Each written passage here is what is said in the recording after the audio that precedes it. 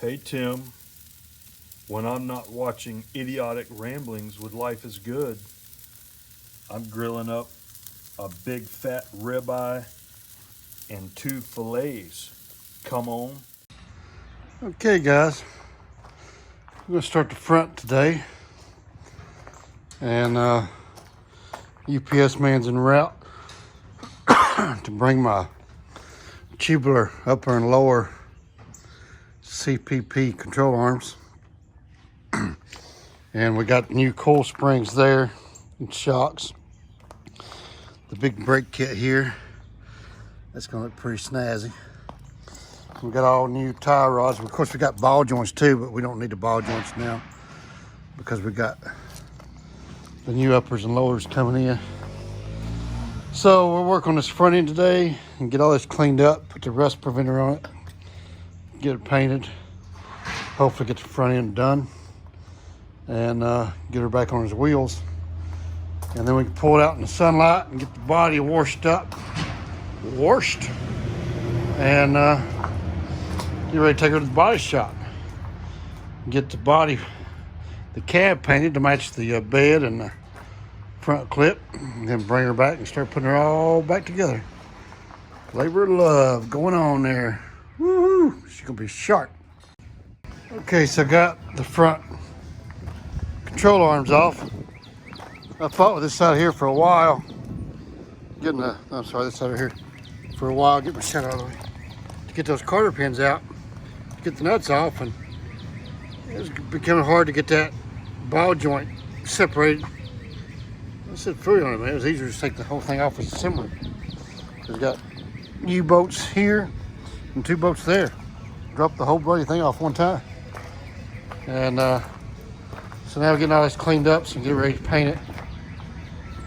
And UPS should be here anytime with the new upper and lower control arms. And we'll get busy putting this new coil springs and spindles and brake kit on there. Put the wheels back on, let it become back to being a roller. Should look pretty good there. Come on. UPS man showed up. So now we're gonna put the upper and lower control arms on it. And CPP did not send new U-bolts, so we gotta reuse the old ones right there, and reuse the old nuts. And I just put the shims that came out of the old factory arms in there. Just gets close. The alignment shop can change all that. I didn't make a video after the process. Now we're all covered up in pollen. I got the front end on there done, complete. That is a big brake kit. Has a wheel full of rotor. That's an 18. So that's as small as we can go, is an 18. I'm hoping that 20 back there will fit up here. We'll see once we get a body on it. See how she sits. But we did lower it quite a bit. But once we get the body all back on and the motor sit in it, see how the ride height goes. A little disappointed this CPP, that spindle there, getting rusty already, so I got to take it back apart and try to coat it. Well, I can't take it all the way apart because I'm not going to pull the rotor off and spindle off. But I'll try to paint this best I can. Anyway, so still got to get the radio out of it, and the defrost controls out. So I take this body shop. I may pull all that wiring out of there today too. Cause I have a painless wiring harness to go in there. So yeah, she's coming along, man. Just getting her ready to go to the body shop. But anyway, here's the update on the front end. I think it turned out really nice. Once I get the motor in and get her set back down, I'll put it on the trailer and take it to the alignment shop. Have her lined up. It's gonna look pretty good. Okay, so this truck did not come with a sway bar.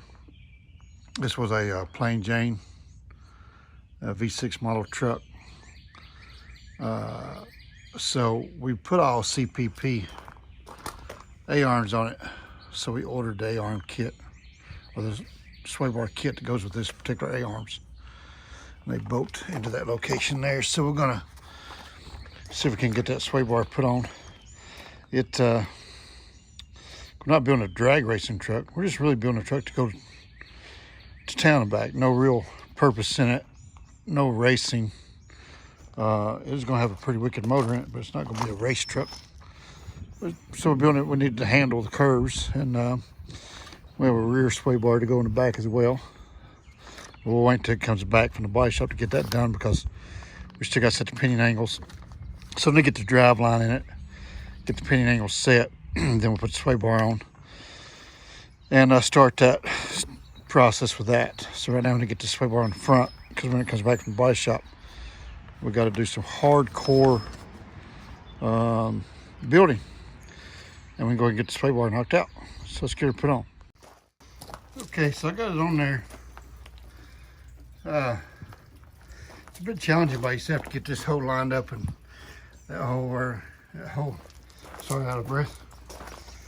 Get this hole lined up on this side, and that hole over on that side lined up. It's a bit challenging. I think I got it on there correctly. That's one thing I don't like about CPP. They got good quality crap. And no, this is not sponsored by CPP. I wish it was. I was having to buy everything CPP versus Ride Tech or QA1. Is that what it is? This is the directions I give you. Pretty pitiful. That's the way all the directions are. Here comes the rain. Everybody said I need a garage. Well, look at me, I'm doing just fine out here in this carport. Big Suburban in there. We got a story about that. We'll tell you maybe on the next video. You guys stay tuned for that. Picked up a nice little Suburban, $250 and $65 rigger bill. It's going to be an awesome little project right there. You guys stay tuned for that.